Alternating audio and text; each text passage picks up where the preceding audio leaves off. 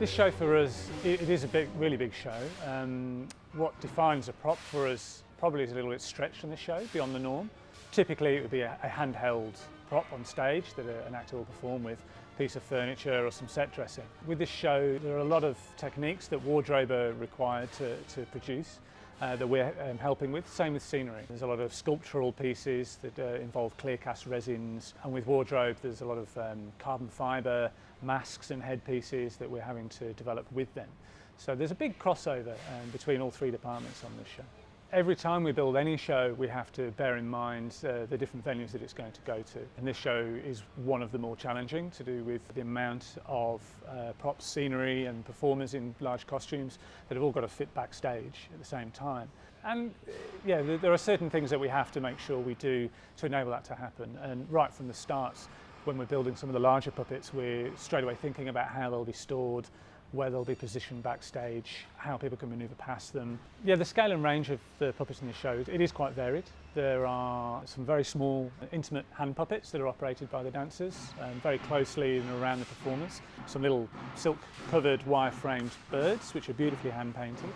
And they're probably the smallest ones in it. And then it ranges up through some various different sizes bird puppets that transport the three boys on and off stage. Some medium size, some fairly large ones, right up to the giant goose that flies across. It flies at about 4.5 meters off the ground, and it's performed with two puppeteers holding the weight of it that far off the ground. So there's a safety element that's really important there, that we keep the weight really light, so we're using aluminium and carbon fibre and silk to make it as lightweight as possible so that they can actually perform with the puppet and not get injured. And one of the other really challenging ones has been the serpent. It's right at the beginning of the show. It's a 9-meter long serpent that fills the full width of the stage, but it also has to be able to do some very tight circles as part of the blocking around the scenery.